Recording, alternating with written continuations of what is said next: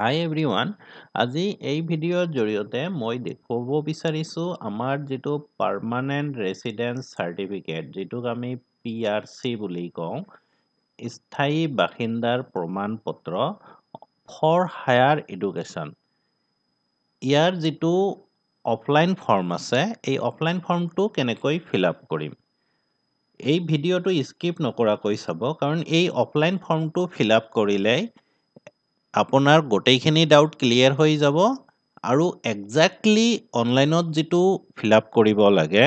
online যিটো form খোল খাব সেৱা সেতু নাইবা আপোনাৰ ডিষ্ট্ৰিক্ট য'তে এপ্লাই কৰক সেৱা সেতু বা ডিষ্ট্ৰিক্ট খুলি যিটো ফৰ্ম পাব একজাক্ট এইটো ফৰ্মেই পাব গতিকে ভিডিঅ'টো স্কিপ নকৰাকৈ চাব গোটেইখিনি ডাউট ক্লিয়াৰ হ'ব আকৌ এবাৰ কৈছোঁ এইটো PRC কেৱল মাত্ৰ হায়াৰ এডুকেশ্যনৰ কাৰণে উচ্চ শিক্ষাৰ কাৰণে এইটো PRC আপোনালোকে পাব প্ৰথমতে আমাক ফিল আপ কৰিব লাগিব এপ্লিকেণ্টছ ডিটেইল এপ্লিকেণ্টছ ডিটেইলত এপ্লিকেণ্টছৰ নাম যাৰ নামত PRCটো ওলোৱা হ'ব সেইটো নামে ইয়াত হ'ব এপ্লিকেণ্টছ নেম আপোনালোকে এইবিলাক বৰফলা কেপিটেল লেটাৰ ইউজ কৰি ফিল আপ কৰিব তেতিয়া আপোনালোকৰ সুবিধা হ'ব কিছু ফৰ্মটো স্কেন কৰি যেতিয়া আপলোড কৰিব যিয়ে চেক কৰিব তাৰো সুবিধা হ'ব ইয়াতে ডেট অফ বাৰ্থটো লিখিব আপোনালোকৰ ডেট অফ বাৰ্থ যিটো হয় সেই ডেট অফ বাৰ্থটো ইয়াতে লিখিব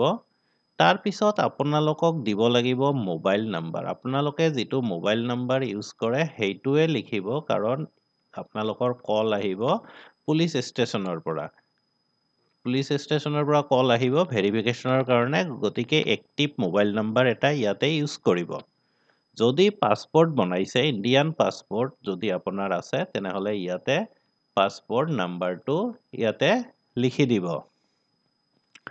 তাৰ পিছত হ'ল ফাদাৰ্ছ নেম ইয়াতে আপুনি আপোনাৰ ফাদাৰ্ছ নেমটো লিখিব আপোনাৰ ফাদাৰ্ছ নেম যি হয় সেইটো ইয়াতে লিখিব তাৰ পিছত লিখিব লাগিব মাদাৰ্ছ নেম মাদাৰ্ছ নেম যি হয় আপোনাৰ আপুনি সেইটোৱে লিখিব ইয়াতে তাৰ পিছত দিয়া আছে স্পাউছ নেম এইটো কম্পালসাৰী নহয় এনেকুৱা ষ্টাৰ ইয়াত দিয়া নাই গতিকে এইটো কম্পালসাৰী নহয় এইটো দিব নালাগে তাৰ পিছত আপোনাৰ পাৰ্মানেণ্ট এড্ৰেছ এই পাৰ্মানেণ্ট এড্ৰেছ যিটো দিব সেইটোতেই আপোনাৰ PRCটো ইছ্যু হ'ব গতিকে ইয়াত কোনো ভুল নকৰাকৈ লিখিব আপোনাৰ কাণ্ট্ৰিৰ নেম লিখিব ইণ্ডিয়া তাৰপিছত ষ্টেট লিখিব আসাম তাৰপিছত ডিষ্ট্ৰিক্ট লিখিব আপুনি যিটো ডিষ্ট্ৰিক্টত বসবাস কৰে সেই ডিষ্ট্ৰিক্টটো ইয়াতে লিখিব সাব ডিভিজন এতিয়া চাওক আগৰ দিনত সাব ডিভিজন আছিল আজিকালি কিন্তু সাব ডিভিজনটো নোহোৱা হৈছে এই ফৰ্মটোত এতিয়াও সেইটো চেঞ্জ কৰা নাই আজিকালি সাব ডিভিজনৰ জাগাত কি হৈছে কো ডিষ্ট্ৰিক্ট হৈছে গতিকে কো ডিষ্ট্ৰিক্টৰ নামটো অনলাইন ফিল আপ কৰোঁতে সাব ডিভিজনৰ জাগাত ক্লিক কৰিলে কো ডিষ্ট্ৰিক্টৰ নামবিলাক আহিব আপোনাৰ যিটো কো ডিষ্ট্ৰিক্ট হয় সেই কো ডিষ্ট্ৰিক্টটো আপুনি ইয়াতে সিলেক্ট কৰিব আৰু ইয়াতেও লিখিব লাগিব কো ডিষ্ট্ৰিক্ট আপোনাৰ ৰিভেনিউ চাৰ্কেল যিটো ৰাজহ চক্ৰৰ অন্তৰ্গত বসবাস কৰে আপুনি আপোনাৰ ৰিভেনিউ চাৰ্কেল সেইটো ইয়াতে লিখিব তাৰপিছত ইয়াতে আহিছে ভিলেজ ভিলেজ মানে ইয়াতে ৰিভেনিউ ভিলেজ যিটো আছে সেইটো বুজাইছে ৰিভেনিউ ভিলেজ বুজাইছে ইয়াতে গতিকে আপুনি যিটো ৰিভেনিউ ভিলেজৰ অন্তৰ্গত হয় সেই ভিলেজটোৰ নাম ইয়াতে লিখিব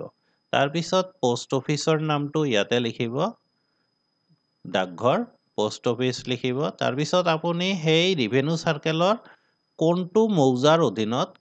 কোনোবা চাৰ্কেলত এটা মৌজা থাকে কোনোবা চাৰ্কেলত দুই তিনিটা মৌজা থাকে সেই যিটো মৌজাত বসবাস কৰে সেই মৌজাটোৰ নাম ইয়াতে লিখিব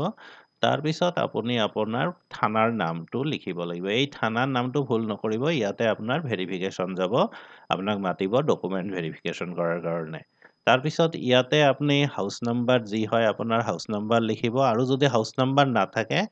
একো নিলিখিলেও কথা নাই কাৰণ ইয়াতে কোনো ষ্টাৰ চিন দিয়া নাই তাৰপিছত পিনক'ড লিখিব 781038 মই ইয়াতে যিটো এড্ৰেছ ভৰাইছোঁ সেইটো লিখিলোঁ এই পুলিচ ষ্টেচন কোড এইটো ক'ত পাব আপুনি এইটো পাব আপুনি যেতিয়া অনলাইন ফৰ্মটো ফিল আপ কৰিব অনলাইন ফৰ্ম ফিল আপ কৰোঁতে যেতিয়া থানাৰ নামটো আপুনি চিলেক্ট কৰিব তেতিয়া লগে লগে পুলিচ ষ্টেচন কোডটো অনলাইন ফৰ্মটোত ফিল আপ হৈ আহিব অট'মেটিক ডিসপ্লে হৈ যাব তাৰ পৰা চাই ইয়াতে লিখি দিব পুলিচ ষ্টেচন কোড তাৰ পিছত হল duration of stay in the permanent এড্ৰেছটোত আপুনি কিমান দিনৰ পৰা আছে সেইটো লিখিব এতিয়া ধৰক বয়স হৈছে 18 বছৰ 7 মান্থস 18 ইয়াৰ 7 মান্থস তেনেহলে 18 ইয়াৰ ইয়াতে 7 মান্থস কিবা ডে যদি হৈছে ইয়াতে লিখি দিব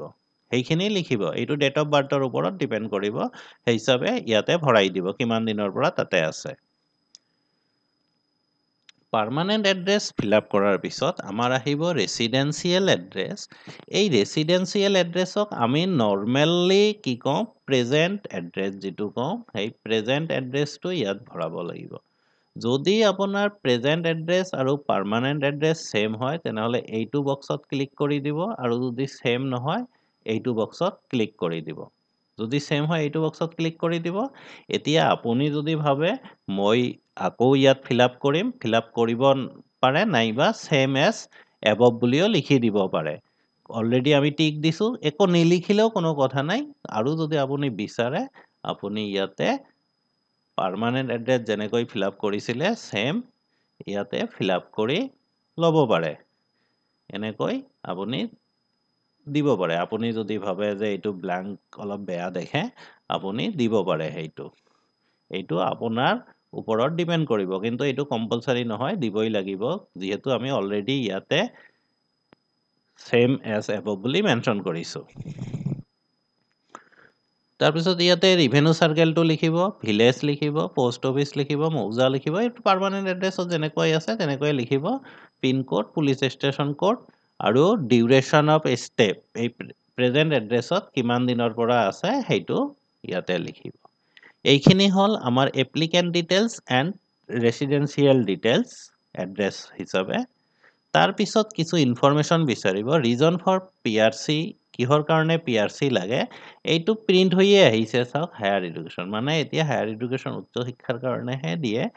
উচ্চ শিক্ষা বাদে বেলেগ কামৰ কাৰণে পিআৰসি নিদিয়ে গতিকে এইটো হায়াৰ এডুকেশ্যন অট'মেটিক আহি গৈছে ইয়াতে name of the institution studied last এইটো হ'ব আপুনি লাষ্ট কি পাছ কৰিছে এইচএছ পাছ কৰিছে নে এইচএছএলচি পাছ কৰিছে নে গ্ৰেজুৱেট হয় যি কোৱালিফিকেশ্যন আপোনাৰ আছে সেই কোৱালিফিকেশ্যন লাষ্ট কোৱালিফিকেশ্যনটো কোনটো ইনষ্টিটিউশ্যনৰ পৰা ক্লিয়াৰ কৰিছে সেই ইনষ্টিটিউশ্যনৰ ইয়াতে নাম মানে নেম অফ স্কুল যদি মেট্ৰিক বা হায়াৰ ছেকেণ্ডাৰী হয় নাইবা কলেজ ক'ৰ পৰা লাষ্ট যিটো ডিগ্ৰী হয় সেইটো আপুনি পাছ কৰিছে সেই স্কুলৰ নাম তাৰপিছত do you have any criminal record আপোনাৰ যদি কিবা ক্ৰিমিনেল ৰেকৰ্ড আছে বা your family in any part of the country ইণ্ডিয়াত ক'তবা আপোনাৰ ক্ৰিমিনেল ৰেকৰ্ড আছে নেকি যদি আছে ইয়েছ লিখিব আৰু যদি নাই নো টিক দিব ইয়াতে নৰ্মেলি ইয়াতে ষ্টুডেণ্টবিলাকৰ ইমান এটা ক্ৰিমিনেল ৰেকৰ্ড নাথাকে 100.01 মানে চান্স থাকে এটা ক্ৰিমিনেল ৰেকৰ্ড থকা এইখিনি নো টিক কৰিব তাৰপিছত ইয়াতে আপুনি সিগনেচাৰ কৰিব এপ্লিকেণ্টজনৰ সিগনেচাৰ ইয়াতে কৰিব এইটো হল ফৰ্মটো কেনেকৈ ফিল আপ কৰিম তাৰ ডিটেইলছখিনি ইয়াৰ পিছত মই কম আমাৰ সাপোৰ্টিং ডকুমেন্ট কি লাগিব পিআৰসি যে আমি এপ্লাই কৰিম আমাক কি ডকুমেন্ট আপলোড কৰিব লাগিব স্ক্যান কৰি আপলোড কৰিব লাগিব এটা কথা মনত ৰাখিব সদায় পিডিএফ স্ক্যান কৰি আপলোড কৰিব পিডিএফ ফৰমেটত আপলোড কৰিব আপোনাক লাগিব upload hard copy of the user form যিটো ফৰ্ম মই ফিল আপ কৰা দেখুৱালো সেই ফৰ্মটো আপুনি স্ক্যান কৰি আপলোড কৰিব লাগিব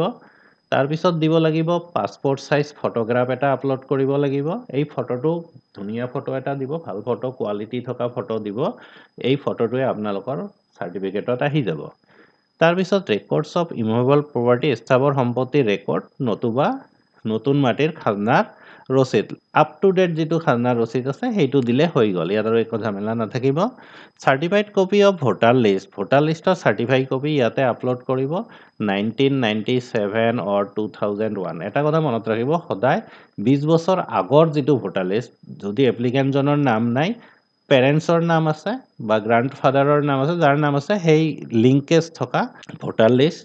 তোৰ চাৰ্টিফাইড কপি আপলোড কৰিব লাগিব তাৰপিছত বাৰ্থ প্ৰুফ হিচাপে বাৰ্থ চাৰ্টিফিকেট দিব আৰু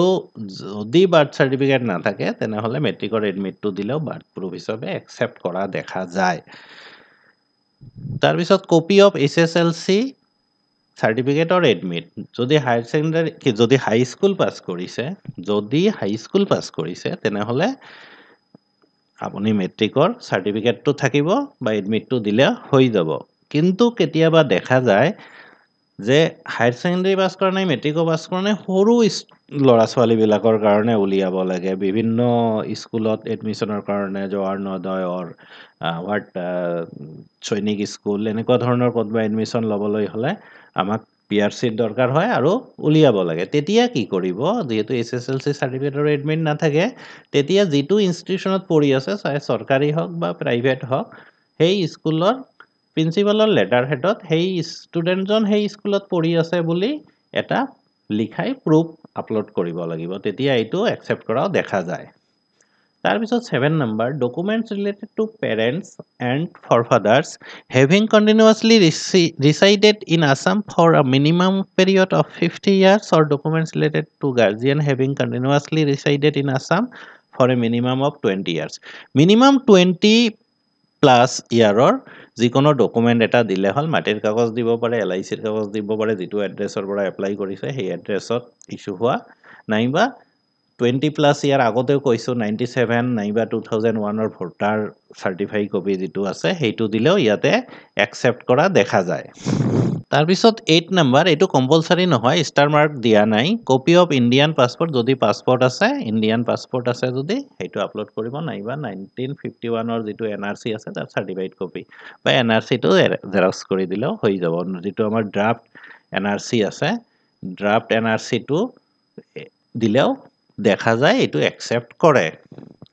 আপলোড ওৱান এড্ৰেছ প্ৰুফ এপ্লিকেণ্টজনৰ নামত যদি voter card Aadhaar card ration card electricity bill passport bank passbook driving licence যিকোনো এটা ইয়াৰে যিকোনো এটা যদি আছে আপলোড কৰিব আৰু যদি সেলফ এপ্লিকেণ্টজনৰ নাথাকে তেনেহ'লে পেৰেণ্টছৰ নামত থকা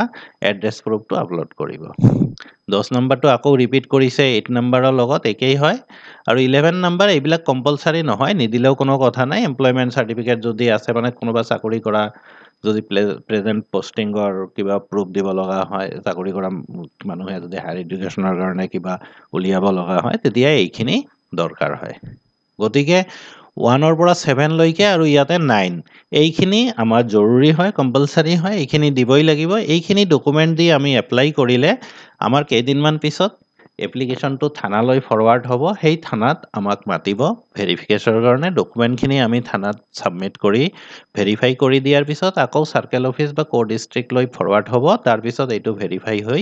চাৰ্টিফিকেটটো ইছ্যু কৰিব এইটো এটা লং প্ৰচেছ হয় minimum 45 days to 60 days minimum 45 days to 60 days এটা লাগি যায় এইটো প্ৰচেছত গতিকে ডকুমেণ্টখিনি ভালকে ফাৰ্ষ্ট টাইমতে আপলোড কৰি দিলে চান্স 45 ডেজৰ ভিতৰতে হোৱাৰ বেছি থাকে আৰু যদি ইহঁতে কোৱেৰি দিব লগা হয় অফিচিয়েল অথৰিটিয়ে যদি কোৱেৰি দিব লগা হয় তেতিয়া অট'মেটিক টাইমটো 60 ডেজ বা তাতকৈও বেছি হ'ব পাৰে এনেকৈয়ে আমি PRCৰ কাৰণে যিটো ফৰ্ম ফিল আপ কৰি অনলাইনত ফিল আপ কৰি ছাবমিট কৰিব পাৰিম আশা কৰোঁ ভিডিঅ'টোৰ দ্বাৰা সকলোৱে উপকৃত হ'ব যদি ভিডিঅ'টো ভাল লাগিছে লাইক কৰিব আৰু ফ্ৰেণ্ডছবিলাকৰ লগত শ্বেয়াৰ কৰিব আৰু যদি চেনেলটো ছাবস্ক্ৰাইব কৰা নাই ছাবস্ক্ৰাইব কৰিব থেংক ইউ